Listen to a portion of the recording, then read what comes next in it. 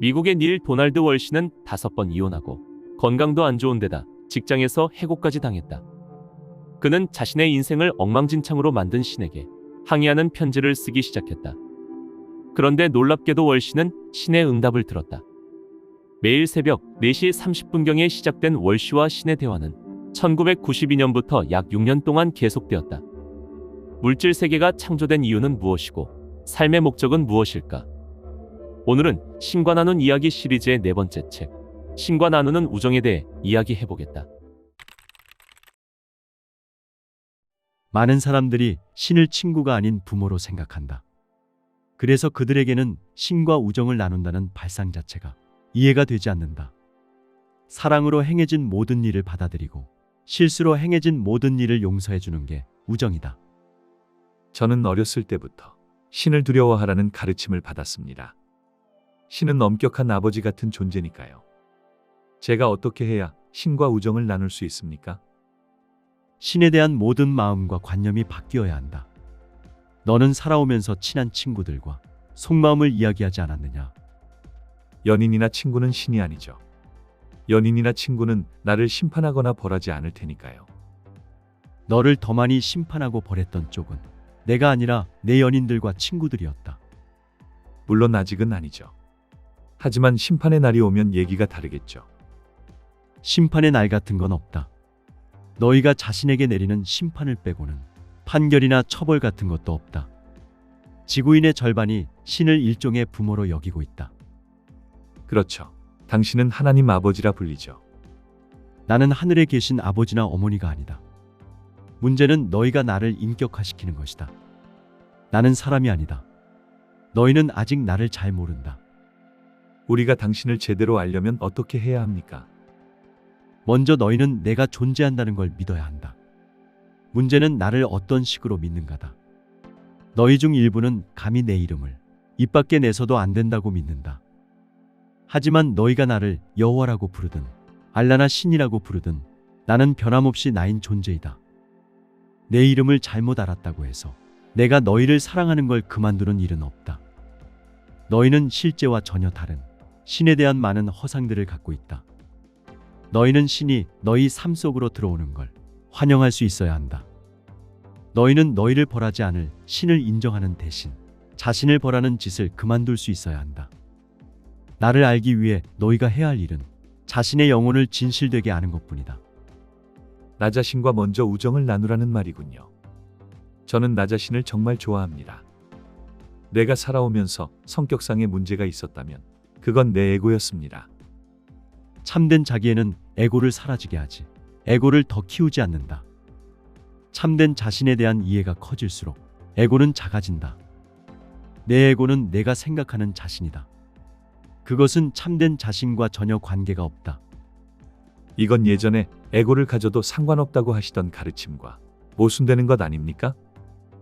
에고를 갖는 건 전혀 상관없다. 에고란 너희의 현재 체험을 너희가 설정하는 물질 세계에 분리된 실체로서 체험하기 위해서 필요하기 때문이다. 너무 혼란스럽습니다.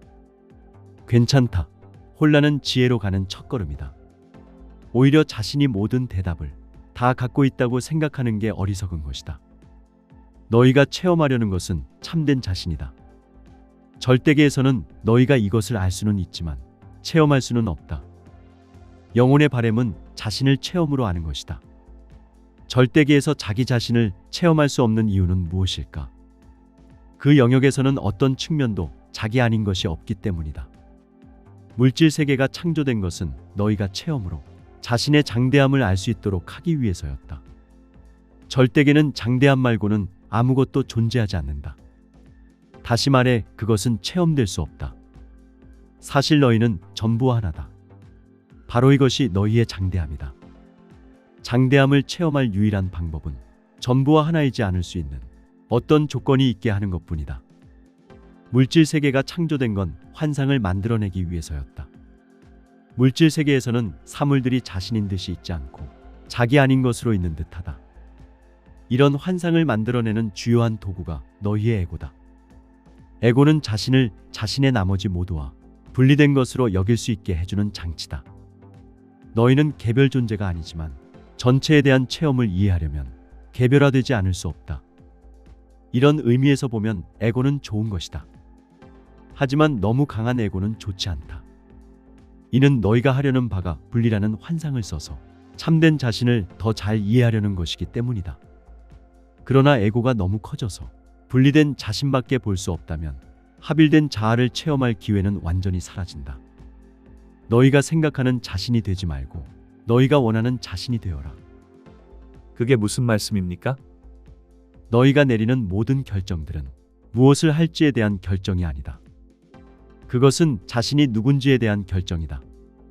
그들은 결정 하나하나가 얼마나 중요하고 강력한지 깨닫지 못한다. 그들은 자신을 창조하고 있다. 어떤 삶도 무의미하지 않으며 두려움과 죄의식이야말로 인간의 유일한 적이다. 두려움과 죄의식을 어떻게 내려놓을 수 있습니까? 사람의 마음을 바꾸려면 결심만 있으면 된다. 아무리 살인자라도 자기 마음을 바꿀 수는 있고 폭행범이라도 자신을 새로 재창조할 수는 있다. 그러기 위해 필요한 것은 이건 내가 아니다는 결정뿐이다. 제가 용서할 수 없는 짓을 저질렀는데 어떻게 나 자신을 용서할 수 있습니까? 용서할 수 없는 짓 같은 건 없다. 종교들이 속죄하는 방식은 다르지만 속죄의 방법이 있다는 데는 모든 종교들이 동의한다. 속죄의 기회는 너희가 죽음이라고 부르는 순간에 자동으로 너희에게 온다. 진정한 속죄란 하나됨임을 깨달아야 한다. 그것은 자신과 다른 모든 것들이 하나라는 자각이다. 너희는 육신을 떠나는 죽음 직후에 이것을 체험할 것이다. 모든 영혼은 자신의 하나됨을 대단히 흥미로운 방식으로 체험한다. 그들에게는 자신이 이제 막 완료한 삶의 모든 순간들을 다시 한번 밟아가도록 허용되는데, 그때 그들은 자신의 관점에서만이 아니라 그 순간에 영향받은 다른 모든 사람들의 관점에서 그것을 다시 체험하게 된다. 그들은 자신이 바로 그 다른 사람임을 알게 된다. 그 순간 우리는 모두 하나다라는 진실은 더 이상 개념이 아닌 체험이 된다. 그건 살아있는 지옥일 수 있겠네요. 종교에서 말하는 고통과 저주의 장소로서 지옥은 없다. 하지만 너희는 자신의 선택이 어떤 영향을 미쳤고 어떤 결과를 불러왔는지를 체험할 것이다. 이것은 정의가 아니라 성장과 관련되어 있다. 그것은 진화의 과정이지 신의 심판이 아니다. 하지만 저 세상에서 아무런 고통도 없다면 우리가 남에게 입힌 상처는 무슨 수로 보상합니까? 신이 관심 있는 건 너희를 앞으로 나가게 하는 것이다. 이 길의 목적은 심판이 아니라 자각이다. 의도를 가져라. 하지만 기대를 갖지 마라. 내 집착을 긍정적으로 승화시키고 긍정적인 마음을 받아들임으로 승화시켜라. 이것이 평화와 깨달음에 이르는 길이다.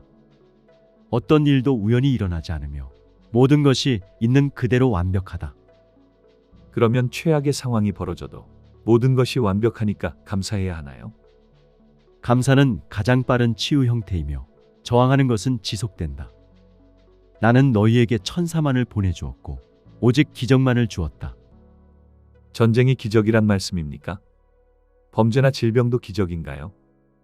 너희가 자신의 결말들을 선택하게 하고 자신의 현실을 창조하고 체험하게 해주는 것이 내 의도다. 역사는 너희가 무엇을 의도했는지에 대한 기록이다. 그런데 너희가 의도한 것은 내가 의도한 것이다. 우리 사이에 분리란 없기 때문이다. 너희 대다수가 잊은 것 중 하나가 모든 것이 지금이라는 영원한 순간에 존재한다는 사실이다. 사실 너희가 창조해야 할 것은 아무것도 없다. 필요한 것은 너희가 원하는 전부가 이미 창조되어 있음을 깨닫는 것뿐이다. 살아가면서 난처하거나 당혹스러운 일이 생기더라도 너희는 그것에 신경 쓰지 마라. 그것에 신경 쓰는 건 그것에 굴복하는 것이다. 그러니 되어 있음 속으로 옮아가라. 이것은 사랑과 기쁨 그 자체로 있는 상태를 말한다. 느낌은 반응이지만 있음은 반응이 아니다. 이제 너는 자신이 뭘 하고 있는지 안다. 너는 자각하고 있다. 자각은 있음의 상태다. 이런 자각의 상태로부터 너는 어떤 다른 되어 있음도 선택할 수 있다. 너는 현명하거나 멋지게 있기를 선택할 수 있으며 인정 많고 이해심 많게 있기를 선택할 수 있다. 그냥 행복하게 있기를 선택할 수는 없습니까? 행복하게 하려고 애쓰지 마라. 그냥 행복하게 있기를 선택하라. 그러면 내가 하는 모든 일이 거기서 샘솟는다. 하지만 후회하는 건 상관없지 않습니까? 절대 뒤를 돌아보면 안 되는 겁니까? 내가 한 일은 이미 한 일이라서 그걸 바꿀 수는 없다. 하지만 앞으로 나갈 수는 있다. 후회는 자신의 관념을 증명하지 않았다는 선언이지만 죄의식은 자신이 다시 그럴 만한 인물이 못 된다는 결정이다. 삶의 목적은 각각의 순간마다 자신을 새롭게 창조하는 것이다. 존재함은 창조의 가장 빠른 방법이다. 있는 것은 지금 이 순간 있기 때문이다. 21세기는 많은 존재들이 하나됨을 체험하고 내면의 창조주와 만나게 될 것이다. 모든 것이 자신의 확장인 듯이 살아가라. 다른 모든 사람을 자기 일부인 듯이 대하라. 그러면 제가 모기도 잡을 수 없다는 뜻인가요? 모기를 잡을 때 나 자신을 죽이고 있는 건가요? 아무것도 죽지 않는다. 다만 형상을 바꿀 뿐이다. 너희는 꽃을 꺾을 때도 같은 일을 하고 있다. 그러면 전 아무것도 건드릴 수 없군요. 모든 걸 있는 그대로 놔둬야 하고요. 설사 흰개미떼가 우리 집을 무너뜨린다 해도 집을 내주고 그냥 밖으로 나가야 하는 거군요. 너희는 흰개미를 죽일 수 없다. 너희는 흰개미라 부르는 부분을 바꾸고 있다. 하지만 너희는 자신의 형상을 바꿀 힘을 가지고 있다. 모든 의식은 함께 움직인다. 넓은 의미에서 보면 너희 중 하나가 상대방을 통제하는 건 불가능하다. 신성의 측면들 각각이 신성 자체의 운명에 대해서 공동창조자로서의 통제력을 갖고 있다. 어떤 의미에서는 모기 스스로가 그렇게 하기를 선택했다. 우주에서 일어나는 모든 변화는 우주 자체의 동의를 받아서 다양한 형태로 일어난다. 이건 위험한 가르침이에요. 사람들이 이 가르침을 이용해서 아무한테나 하고 싶은 대로 할 겁니다. 너희는 이미 그렇게 해왔다. 너희는 항상 자신이 원하는 일을 원하는 때에 원하는 방식대로 해왔고 나는 너희를 막지 않았다. 우리 모두는 하나다라는 가르침은 절대 책임이라는 새로운 메시지가 나온다. 너희는 자신이 선택하는 것에 전적으로 책임이 있으며 너희 모두가 그 모든 것을 선택하고 있다. 따라서 너희의 선택을 바꿀 유일한 방법은 너희 모두가 그것들을 바꾸는 것이다. 진리는 이것이다. 우리는 이 모든 일을 자신에게 저지르고 있다. 너희는 자신에게 행하듯이 남에게 행하라. 자각이란 그 순간을 알아채는 것을 말한다. 그것은 벌어지는 상황을 멈춰서 바라보고 새겨들으며 느끼고 체험하는 것을 말한다. 자각은 관찰되지 않는 관찰자의 수준으로 옮아가는 것이다. 우선 너는 너 자신을 살펴보게 된다. 그러고 나면 자신을 살펴보는 자신을 살펴보게 된다. 그런 식으로 해서 결국에는 자신을 살펴보는 것을 살펴보는 사람이 아무도 없을 때까지 관찰되지 않는 관찰자가 되는 것이다. 바로 이것이 완전한 자각이다.